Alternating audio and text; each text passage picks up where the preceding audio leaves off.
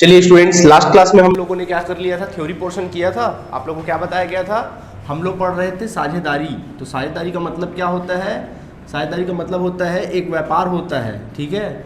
और व्यापार में मालिक जो होते कितने होते हैं, यहाँ पे दो या दो से अधिक मालिक होते, ठीक है। जैसे मान लीजिए यहाँ पे दो मालिक है, जनरली दो या दो से अधिक मालिक। जब दो या दो से अधिक मालिक व्यापार में पूंजी लगाते हैं और उस व्यापार से जो भी लाभ होता है उस लाभ को आपस में बांट लेते हैं, उसी प्रक्रिया को अपन क्या बोलते हैं, साझेदारी बोलते हैं। आया बात समझ में, यही साझेदारी है।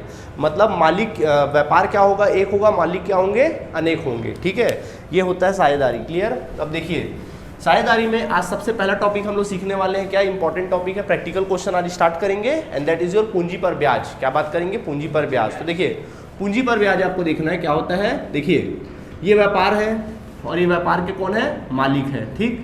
व्यापार के मालिक। अच्छा सुनो, अगर आपको पढ़ना तो एक कैरेक्टर में ढलना पड़ेगा आपको। बताओ, या तो आप व्यापार बन के पढ़ोगे या मालिक। बताओ क्या बन के पढ़ना चाहिए, व्यापार। आप ये हो, कौन हो आप, व्यापार हो, ठीक है। ये कैरेक्टर में ढल जाओ। देखो व्यापार के मालिक ने आपके ऊपर पैसा लगाया, क्या लगाया, पूंजी लगाया। तो कॉमन सी बात है, पूंजी लगाया तो आपको बदले में क्या देना पड़ेगा, लाभ देना पड़ेगा।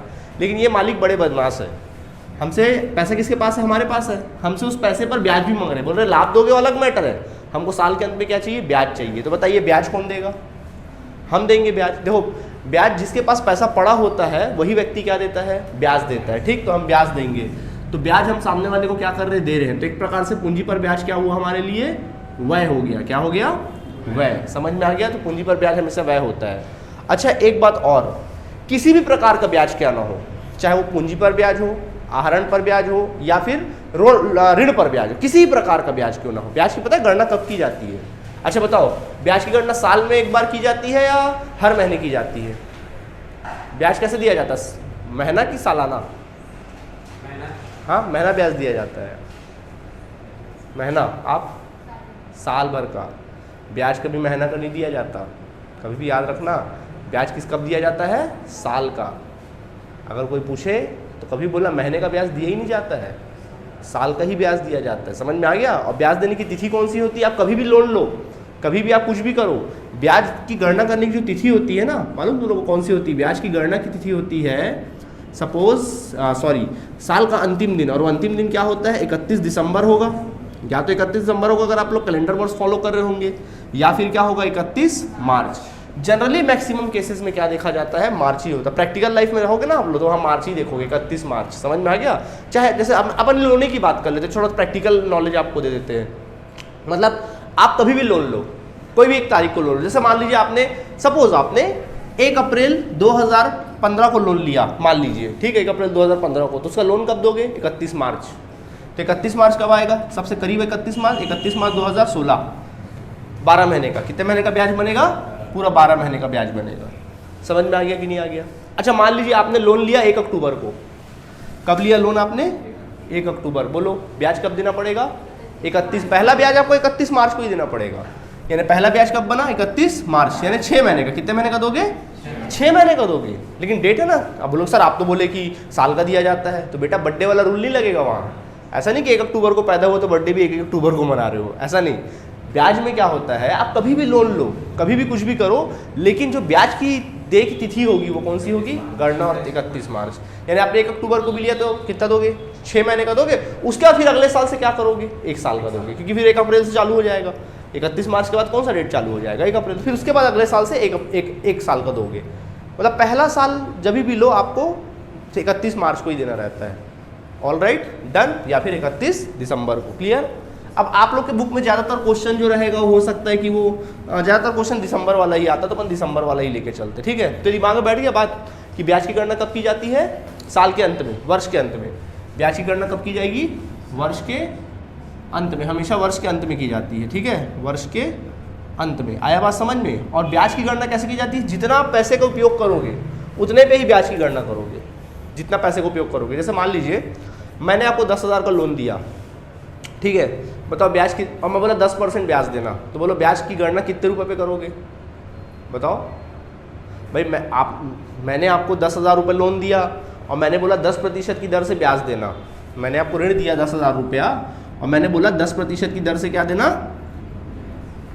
सपोज बोला कि ब्याज देना। बताओ तो ब्याज ठीक है, ब्याज नहीं, मैं बोल रहा हूँ कितने रुपए पर ब्याज की गणना करोगे? 10,000 पे 10,000 का 10% निकालोगे। क्यों? क्योंकि मैंने आपको 10,000 का लोन दिया है। ऑलराइट, ठीक, चलिए आपने 1,000 मुझे ला के दे दिया। अब 1,000 जब मुझे दिया आपने साल में, 1 साल में ला के, साथ में मुझे ना 1,000 तो दिया, साथ में बोले सर ये 4,000 और रख लो। मतलब मूल का तुमने मेरे को 4,000 दे दिया, ब्याज का मुझे कितना दिया?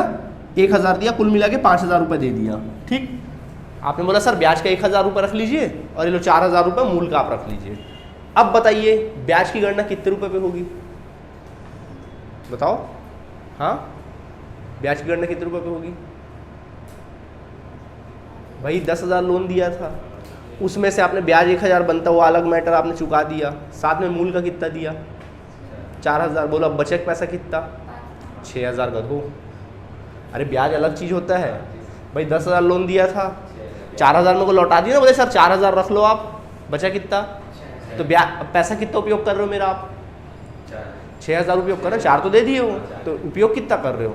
6,000। तो ब्याज कितने पे दोगे? 6,000 पे दोगे। आया बात समझ में कि नहीं है? किस पे दोगे? 6,000 पे दोगे। ठीक है, फिर ब्याज दिए 6,000 में, मान लो 10% 600 दिया, वो ब्याज दिया अलग, और उसके साथ 3,000 और दे के चले गए। अब बोलो ब्याज की गणना कितने पे करोगे?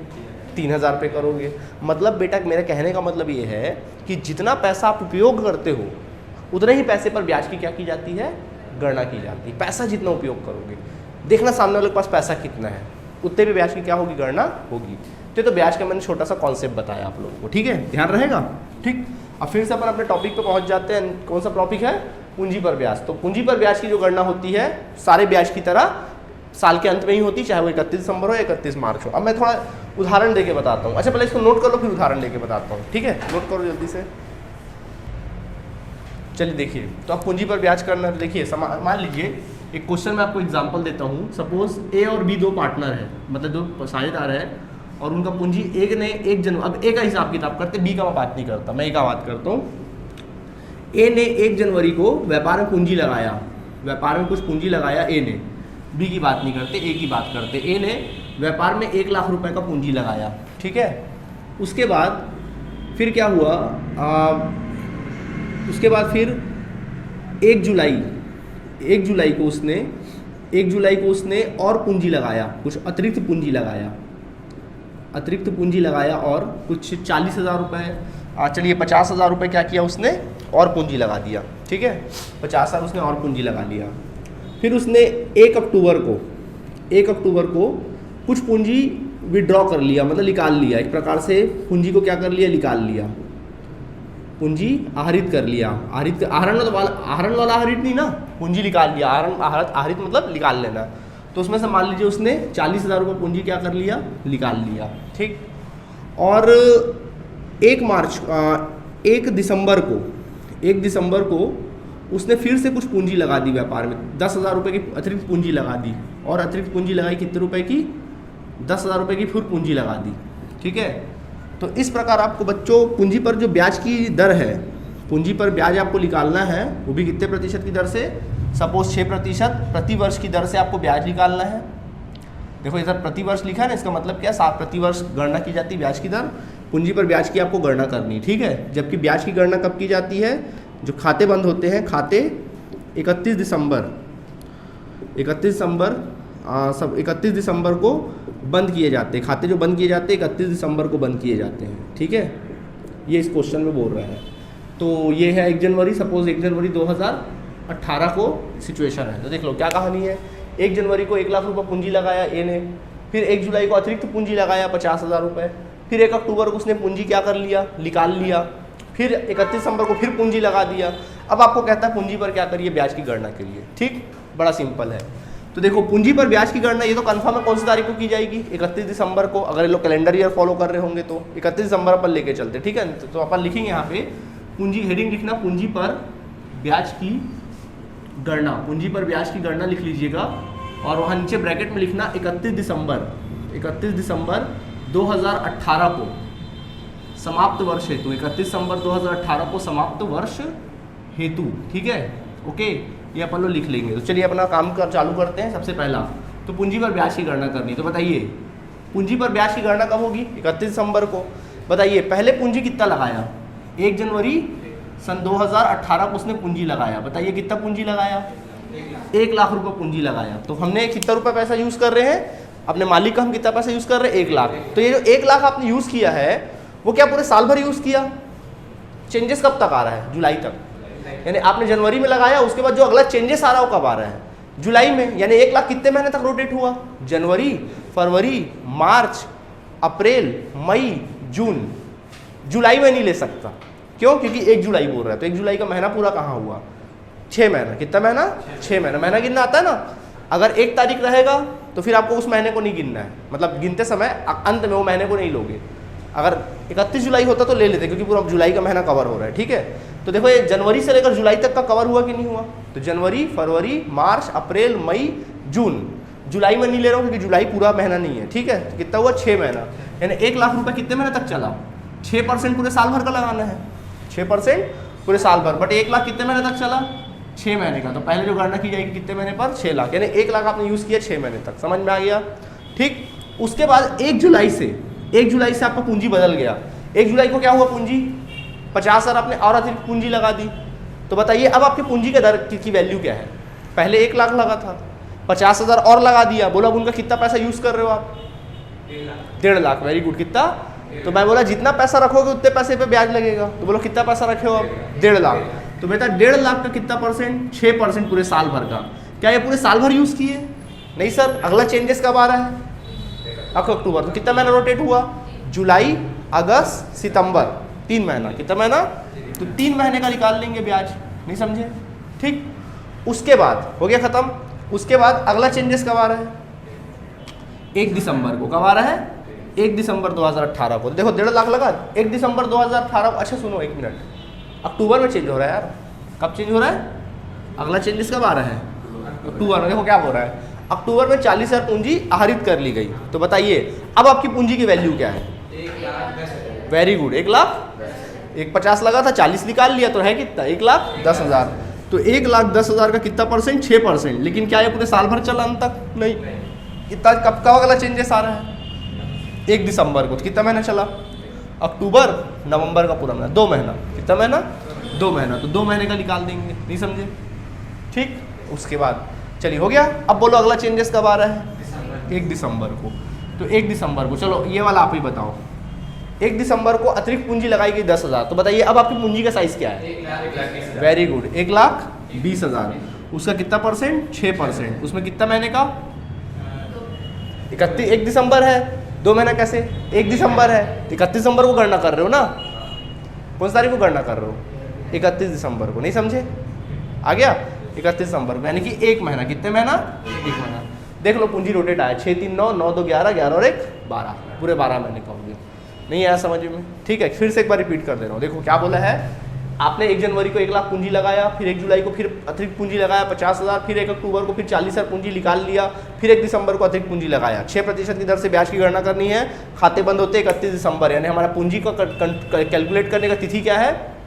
31 दिसंबर। ठीक है, आपको सिखाया गया है कि जितना पैसा आप उपयोग करोगे उतने पैसे पे भी ब्याज क्या करोगे? आप चार्ज करोगे। समझ में आ गया? तो देखिए 1 लाख आपने लगाया, 6% साल भर का। क्या 1 लाख साल भर रोटेट हुआ? अगर होता तो अगर दिसंबर तक जाता तो 6 महीने पूरा साल भर का। बट क्या साल भर रोटेट हुआ? नहीं। चेंजेस कब आ रहा है? 1 जुलाई, यानी 6 महीना ही चला, तो 6 महीने का निकाल देना। ठीक। उसके बाद फिर 1 जुलाई को, फिर 1 जुलाई को अगला चेंजेस कब आया? 1 जुलाई को। तो 1 जुलाई को क्या हुआ? 40,000 और लगा, सॉरी 50,000 और लगा दिए। अब आपके कैपिटल का साइज क्या है? 1,50,000। तो 1,50,000 6% के रेट से। अब ये 1,50,000 कितना दिन तक चला? जुलाई से अक्टूबर तक चला, 3 महीना चला। जो अगला चेंजेस आया 3 महीने बाद आया, तो 3 महीने का लगा दोगे। ठीक। फिर अगला चेंजेस कब आया? 1 अक्टूबर को। तो 1 अक्टूबर का डेट डालो। 1 अक्टूबर क्या हुआ? 40,000 निकाल लिया। अब आप पूंजी का साइज क्या है? 1,10,000, 6% की दर से। तो कितना महीना चला? क्योंकि अगला चेंजेस दिसंबर में आ रहा है, तो अक्टूबर नवंबर 2 महीना, तो 2 महीना लगा दिए। वैसे ही लास्ट वाला। क्लियर है आप सभी को? अब आप लोग कैलकुलेट कर सकते हैं। हाँ देखो, कैलकुलेट करना है तो कैलकुलेट कर सकते हैं, या कैलकुलेट करके बताओगे आप लोग? चलो मैं चाहता हूँ कि आप कैलकुलेट करके बताएं। सबका लाइन से एक को कैलकुलेट करके रखो, फिर आपको बताते हैं। जल्दी कैलकुलेट करो, कमाल। कैलकुलेट किए? कैसे कैलकुलेट करोगे? देखो 2 0 कैंसिल हो जाएगा। 6 कम 6, 6 दूनी 12, 2 कम 2, 2 तिया 6। कितना आ गया? 3,000। 3 का 1000 के साथ मल्टीप्लाई करो, कितना आएगा? 3,000 रुपया आया। 3,000 रुपये। ठीक इसी प्रकार देखो इसमें कैंसिल करो, 6 कम 6, 6 दूनी 12। अभी 2 से 3 तो कट नहीं सकता, ये 2 0 कैंसिल कर दो, 2 1 कम 2, 1500 कट सकता है ना, 750। तो 750 इंटू 3 कितना, 2250, ये आ गया। वैसे इसका देखो 2 0 कैंसिल कर लो पहले तो, 6 कम 6, 6 दूनी 12, और 2 और 2 कैंसिल हो गया तो बचा कितना, 1100। समझ गए? इसी तरीके से 6 कम 6, 6 दूनी 12, अभी 2 0 कैंसिल हो गया, ठीक। 2 1 कम 2, 2 छक्के 12, 600 आ जाएगा। कितना आ जाएगा, 600। तो देखो इन लोगों को जोड़ना है तो देखो पूंजी पर ब्याज आ जाएगा आप लोगों का, पूंजी पर ब्याज।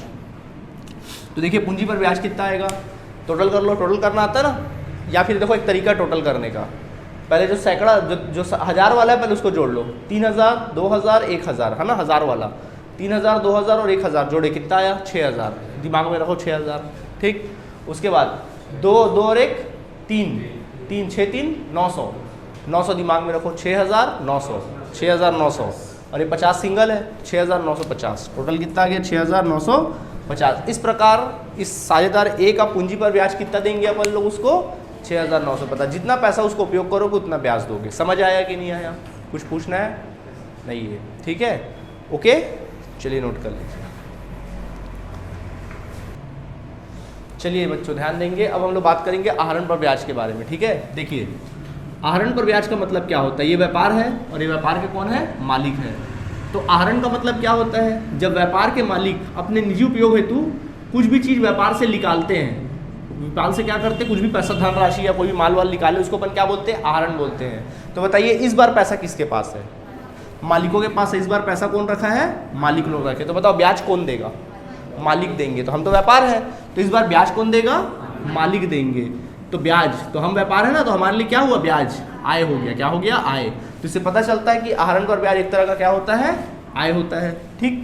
पहली बात, इसकी भी ब्याज की गणना कब की जाती है, हमेशा बताया ना कब की जाएगी, 31 दिसंबर या फिर 31 मार्च को की जाएगी। आया बात समझ में। अब देखो तो ये होता है आहरण पर ब्याज, ठीक है। अब सुनो ध्यान देना, कभी भी याद रखना आहरण पर ब्याज 2 प्रकार का होता है। आहरण पर ब्याज जो आहरण होता है, सॉरी आहरण ब्याज नहीं, आहरण। आहरण का मतलब जो व्यापार के मालिक लोग अपने निजी उपयोग के लिए कोई भी चीज़ निकालते हैं ना, और कॉमन सी बात है व्यापार के मालिक तो निकालेंगे ही निकालेंगे। क्यों निकालेंगे भाई, व्यापार के मालिक व्यापार कर रहे हैं तो उनको क्या जरूरत नहीं पड़ेगा पैसे वैसे की, तो बीच बीच में व्यापार से निकाल के ले जाएंगे ना अपने घर के खर्चे वर्चे के लिए, तो उसको बोलते हैं आहरण। तो उनको उल्टा ब्याज देना पड़ेगा व्यापार को, ठीक। तो ब्याज कर देना पड़ेगा। तो आहरण 2 प्रकार का होता है, ठीक है। पहला एक आहरण होता है अनियमित आहरण। क्या होता है, अनियमित आहरण। अनियमित आहरण मतलब कोई नियमित नहीं है, कोई भी तारीख को किसी भी समय में निकाल के क्या कर लिए, पैसा ले जाए। मतलब सबका डेट क्या रहेगा, अलग अलग। कभी 1 अप्रैल को आहरण किया, कभी वो 1 मई को आहरण किया, तो कभी 31 मई को आहरण किया, तो कभी 31 अक्टूबर को आहरण किया, कभी 15 अक्टूबर को आहरण किया। कोई पर्टिकुलर डेट नहीं है, और अमाउंट भी क्या है, फिक्स नहीं है। मतलब इसमें क्या रहता है, मतलब एक प्रकार से अगर देखा जाए तो अस्थायी तिथि, तिथि भी अस्थायी होती है, तिथि भी क्या होती है, अस्थायी होती है, ठीक है। जबकि जो अमाउंट होती है, जो राशि भी क्या होती है, अस्थायी होती है।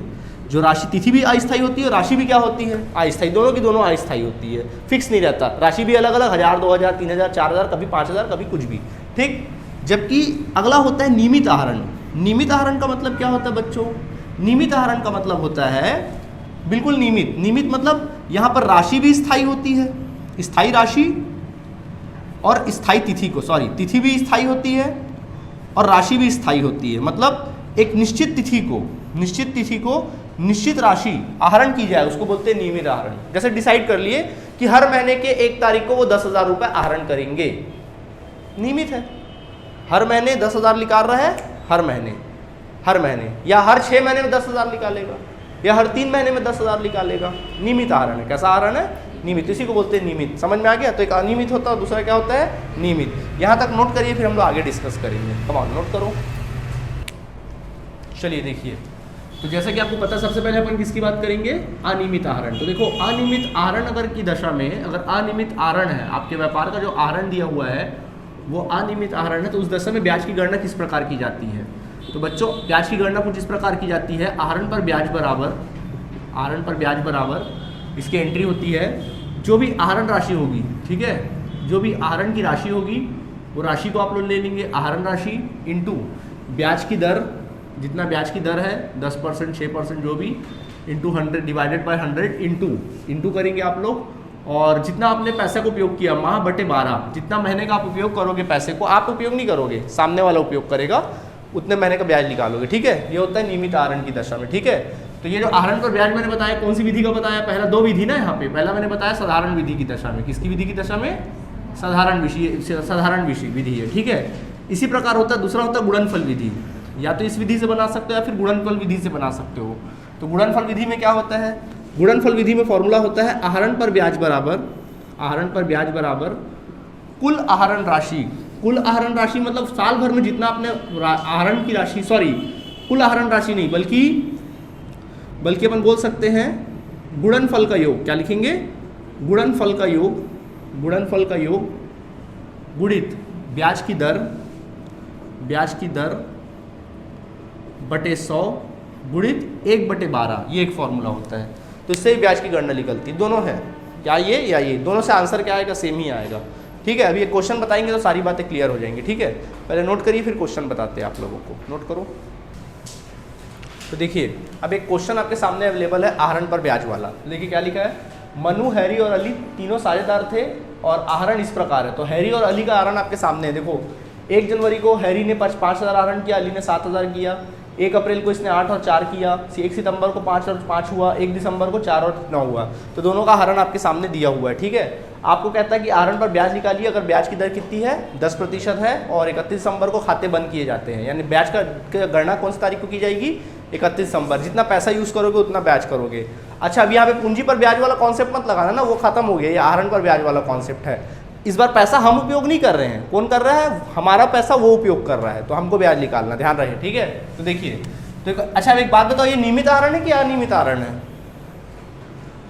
नियमित है कि अनियमित है? हाँ, अनियमित आहरण है, क्योंकि देखो डेट भी अलग अलग है और तिथि भी क्या है, सॉरी राशि भी क्या है, अलग अलग है, अनियमित आहरण है। तो चलो मनु का मैं हैरी का निकाल के दिखाऊंगा, अली का आप निकालेंगे। ठीक है, तो अपन लिखेंगे आहरण पर ब्याज की गणना। ऊपर हेडिंग लिखना आहरण पर ब्याज की गणना।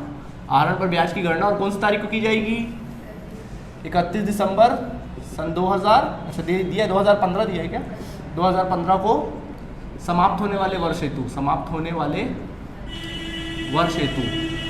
ठीक है, इस प्रकार आप लिख लेंगे। चलो समझो, देखो सबसे पहले अपन मनु की बात करूंगा, मनु का निकालूंगा ना। मनु हैरी है, सॉरी हैरी है।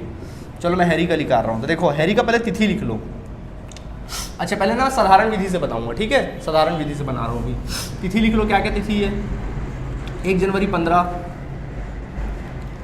1 अप्रैल 15, 1 सितंबर 15 और 1 दिसंबर 15। कितना कितना आहरण किया भाई? राशि क्या क्या आहरण की देखें।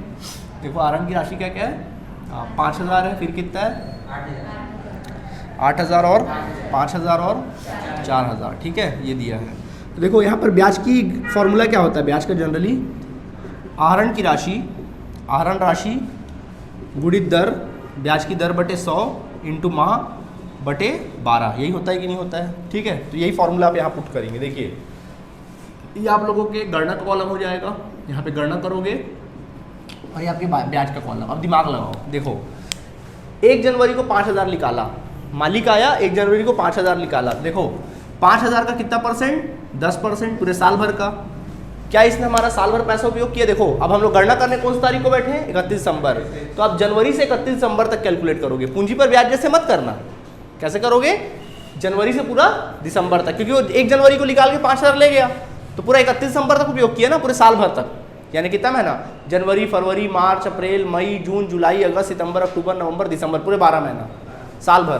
तो साल भर का है तो फिर सीधा 5 का 10% निकाल दो, कितना आ जाएगा? 500 रुपये आ जाएगा। समझ आ गया? उसके बाद अगला आहरण कब किया? 8,000 किया। परसेंट निकालोगे 10%, लेकिन महीना कितना निकलेगा? देखो अप्रैल, 1 अप्रैल को किया तो बताओ 1 अप्रैल से कितना? 31 दिसंबर तक। गिनो कितना महीना होता है? अप्रैल, अप्रैल का पूरा महीना, 1 अप्रैल है ना, तो अप्रैल का पूरा महीना, अप्रैल, मई, जून, जुलाई, अगस्त, सितंबर, अक्टूबर, नवंबर, दिसंबर, 9 महीना। कितना महीना? 9 महीना। तो 9 महीने का ब्याज लगेगा। समझ आया कि नहीं आया? 9 महीने का निकाल देंगे। डन। इसी प्रकार अगला कब किया? 1 सितंबर। तो बोलो 1 सितंबर से 31 दिसंबर, गिनो कितना महीना हो रहा है? सितंबर, अक्टूबर, नवंबर, दिसंबर, 4 महीना। तो कितना? 5,000 का 10% साल भर का, और कितने महीने का? 4 महीने का। नहीं समझे? ठीक है। और वैसे ही 1 दिसंबर है तो बोलो बोलो बोलो 4000 का 10%, बोलो 1 दिसंबर है तो कितना, 1 महीना, दिसंबर ही का 31 दिसंबर तक 1 महीना। नहीं समझे? मतलब आपको सीधा है तिथि का 31 दिसंबर से कंपेयर, देखो उससे आसान है, बल्कि पूंजी पर ब्याज से ज़्यादा आसान है। ठीक है, समझ आया?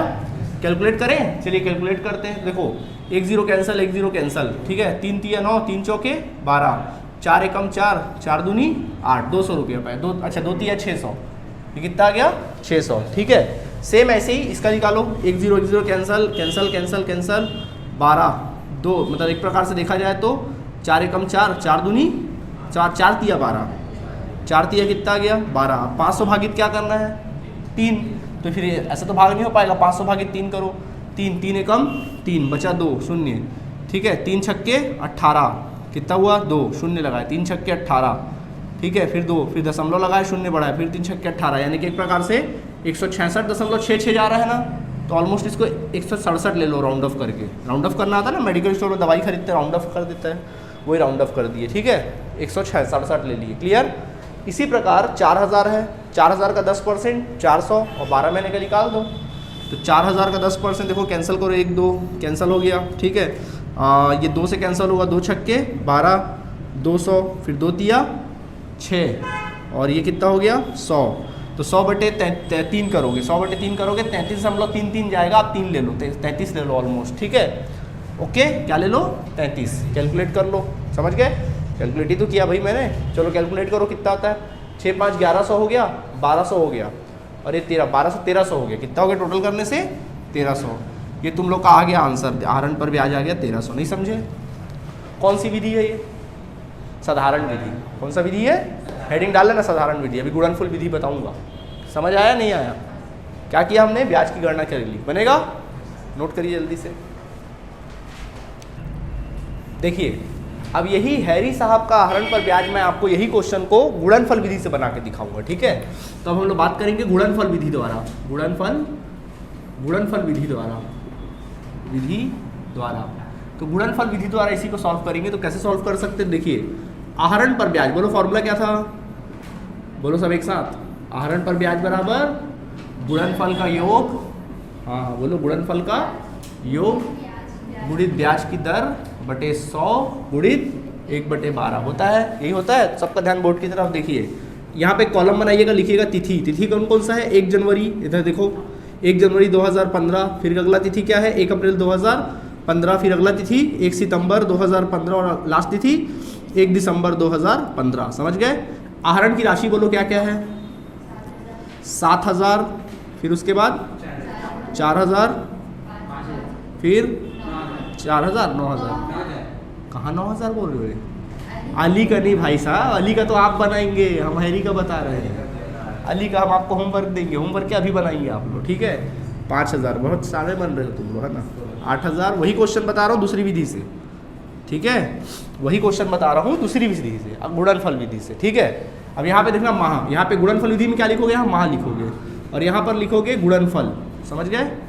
यहाँ पे लिखना गुणनफल। तो देखो माह, तो 5000 माह गिनो, चलो 1 जनवरी से 31 दिसंबर, बोलो कितना माह सर, 12 माह, गिनना यार। ठीक है, 1 अप्रैल से 31 दिसंबर कितना माह, 9 माह, 1 सितंबर से 31 दिसंबर तक 4 माह, और 1 दिसंबर से 31 दिसंबर तक 1 माह। अच्छा मान लो एक 8वां आहरण करता है 31 दिसंबर को, तब कितना माह होता, 0 हो जाता। ठीक है, चलो तो देखो अब गुणनफल करना है, 5000 × 12 करोगे तो 12 पंचे 60, 60,000 हो जाएगा। 8000 × 9 करोगे तो 9 अट्ठे 72, कितना हो जाएगा, 72,000 रुपये हो जाएगा। समझ में आ गया, 9 अट्ठे 72 ही होता है ना। ठीक है, 5 चौक 20,000 हो जाएगा, और 4 एकम 4000 हो जाएगा। नहीं समझे? ये आ गया योग, गुणनफल का क्या आ गया, योग। तो चलिए देखो 7 6 13, 13 और 2 15, 1.5 लाख, 1.5 लाख हो गया, यानी 1,56,000, कितना आ रहा है, 1,56,000। टोटल करना सीखो, ऐसे ही समय बचाना है, तभी से टाइम पे बना पाओगे बेटा, जितना समय बचाओगे। आ गया 1,56,000। तो अपन लिख सकते हैं आहरण पर ब्याज बराबर, क्या था आहरण पर ब्याज का फॉर्मूला, देखो फॉर्मूला था गुणनफल का योग गुणित ब्याज की दर बटे 100 गुणित 1/12। देखो गुणनफल का योग कितना है, 1,56,000 रुपये इंटू दर कितना है ब्याज का, 10%, तो देखो 10% गुणित 1/12 ऐसा कर देना। देखो सॉल्व करते हैं, ये 0 0 कैंसिल हो जाएगा, ठीक है, 12 से कैंसिल करना है। देखो 15,600 को 12 से कैंसिल करो, 15,600 को 12 एकम 12 बचा कितना 3, तारे बगल से 12 तिया 36 2 शून्य आ गया कितना 1300, कितना आ गया 1300। देख लो आंसर आ गया। क्या बोलते हो, वाली विधि से बनाओगे तो भी आंसर आएगा, याली विधि से बनाओगे तो भी। ज़्यादा मज़ा कौन से आंसर विधि में आया आपको, ये वाला विधि ज़्यादा अच्छा लगा। चलिए ठीक है, तो अब आपके लिए हो तो यहाँ समझ में आ गया। आज हमने डिस्कस क्या किया, पूंजी पर ब्याज डिस्कस किया। तो पूंजी पर ब्याज पे ज़्यादा प्रैक्टिकल क्वेश्चन नहीं, ज़्यादातर जो प्रैक्टिकल बेस्ड क्वेश्चन है वो आहरण पर ब्याज है, ठीक है, वो किया। तो आहरण पर ब्याज हमने कौन सा क्वेश्चन देखा आज, नियमित आहरण वाले, सॉरी अनियमित, नियमित वाला कल देखेंगे अपन लोग। ये कौन से क्वेश्चन थे, अनियमित वाले। तो आपके लिए होमवर्क क्या है, ये वाला अली वाला क्वेश्चन को क्या करोगे, घर से बना लोगे, और एक आध क्वेश्चन होगा बुक में, या चलो मैं बनवा ही दूंगा, मैं ही बनवा दूंगा, ठीक है, तो उसको आप लोग बनाइएगा। क्लियर है, चलिए ठीक है। तो आज के क्लास में काफ़ी है। Thank you students.